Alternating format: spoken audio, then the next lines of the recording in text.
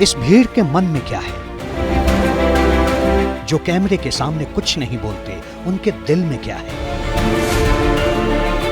जो first time voter हैं, वो किसके सपोर्टर हैं?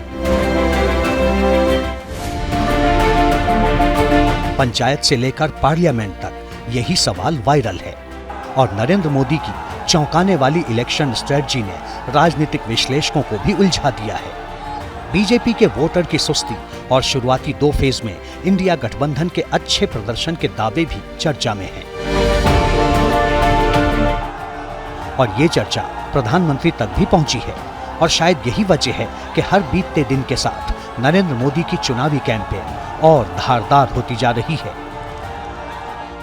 सवाल है कि अगर 2014 में मोदी की लहर थी और 2019 में मोदी की सुनामी थी, तो 2024 में क्या है? कहीं ये मोदी का अंडर करंट तो नहीं? वेस्ट बंगाल में भी जाकर देख लीजिए, कैसी जगहों पर जहां पर बीजेपी का नाम लेने वाला कोई नहीं होता है, वहां पर मोदी को देखने के लिए सड़कों के ऊपर हर वर्ग के लोग, यंग, लड़के, लड़कियां, बूढ़े, जवान, मजदूर, सब लोग उनको देखने आते हैं, सुनने आते हैं। उसकी वजह से कितने वोटों में परिवर्तन होगा, ये 4 जून को पता लगेगा। परंतु भारतवर्ष के अंदर कोई अगर राष्ट्रीय नेता इस वक्त है, वो केवल अभी भी नरेंद्र भाई मोदी है। 2 बार प्रधानमंत्री का कार्यकाल पूरा करना कोई मजाक की बात नहीं है। हैट्रिक की राह पर निकले नरेंद्र मोदी ने 21 अप्रैल को जब राजस्थान के बांसवाड़ा में मनमोहन सिंह के मुसलमानों और संसाधनों वाले बयान का जिक्र किया, तब ऐसा लगा कि मोदी अपने सुस्त पड़े वोटर्स में चाबी भर रहे हैं। विपक्ष को भी एक संभावना दिखी, लेकिन नरेंद्र मोदी गारंटी की ट्रेन लेकर अपने ही ट्रैक पर दौड़ रहे हैं। जिन मुद्दों को गिनाकर विपक्ष वोटर्स को लुभाने में जुटा है, उन्हीं मुद्दों के दम पर नरेंद्र मोदी अपनी हैट्रिक को भुनाने में जुटे हैं, जिसका एक लेटेस्ट ट्रेलर आपको दिखाते हैं। 4 मई 2024, लोहरदगा, झारखंड। झारखंड के लोहरदगा में पीएम मोदी की रैली थी। इस रैली में मोदी ने विपक्ष के ब्रह्मास्त्र को कैसे उन्हीं पर वापस करने की कोशिश की, ये बताने से पहले एक बैकग्राउंडर जरूरी है। दरअसल झारखंड वो स्टेट है जहां जनवरी में सिटिंग सीएम हेमंत सोरेन को ईडी ने अरेस्ट कर लिया था।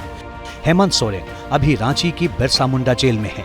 हेमंत की तरह ही दिल्ली के सीएम अरविंद केजरीवाल भी सलाखों के पीछे हैं। इंडिया गठबंधन इन दोनों केस में जांच एजेंसियों के दुरुपयोग को लेकर मोदी सरकार पर हमलावर है। इंडिया गठबंधन ने 21 अप्रैल को झारखंड की राजधानी रांची में उल गुलान न्याय महारैली की।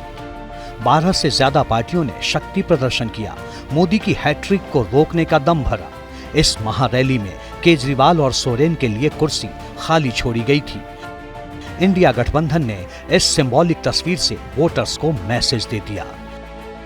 बारी मोदी की आई तो झारखंड से ही मोदी ने हुंकार भरी कि तीसरी बार सरकार बनी तो ऐसे एक्शन और तेज होंगे। मोदी का एक ही संकल्प है, भ्रष्टाचार हटाओ। और ये इंडिया अलायंस वाले कहते हैं भ्रष्टाचारी बचाओ। अरे चुनाव के समय भी भ्रष्टाचारी बचाओ की रैलियां कर रहे हो, मतलब तुम्हें इस देश के कोई लेना देना नहीं है। भाइयों बहनों, मैं आपको गारंटी देता हूं, आने वाले 5 साल में ऐसे सभी भ्रष्टाचारियों पर कानून का डंडा चलेगा, चलेगा, चलेगा। अब सवाल है कि नरेंद्र मोदी में ये कॉन्फिडेंस कहां से आ रहा है, जब 2014 और 2019 जैसा माहौल कथित रूप से इस चुनाव में नहीं दिख रहा। उल्टे 10 साल की एंटी इनकम्बेंसी को विपक्ष बूस्टर मान रहा है। तब नरेंद्र मोदी के ऐसे कॉन्फिडेंस के पीछे वजह क्या है? क्या मोदी को वो दिख रहा है जिसे बहुत लोग नहीं भांप पा रहे? बार बार ये सवाल खड़ा करते हैं हम लोग कि भाई मोदी के खिलाफ या मोदी के सपोर्ट में वेव है, सुनामी है या अंडर करंट है। ये तीनों के मतलब जब चुनाव के नतीजे आते हैं ना, तब समझ में आता है कि अंडर करंट थी और क्यों जरूरी है कि मोदी के समर्थन में ही अंडर करंट हो सकता है राहुल गांधी के समर्थन में अंडर करंट। जहाँ तक मोदी के करंट की बात है तो मोदी का अंडर करंट इसलिए भी है, अंडर करंट भी है, बाहरी करंट भी है। कुछ लोग खुल के बोल रहे हैं, कुछ लोग खुल के नहीं बोल रहे, उसका सबसे बड़ा कारण ये है कि मोदी के बराबर का चेहरा भारतीय राजनीति में नहीं है, न सत्ता पक्ष के पास है न विपक्ष के पास है। इसलिए मोदी का वैकल्पिक चेहरा नहीं होने के कारण मतदाताओं की जो एक पसंद है वो मोदी है, और इस वजह से बहुत ज़्यादा नुकसान सत्ता पक्ष को होगा, इसकी संभावना मुझे कम दिखाई दे रही है।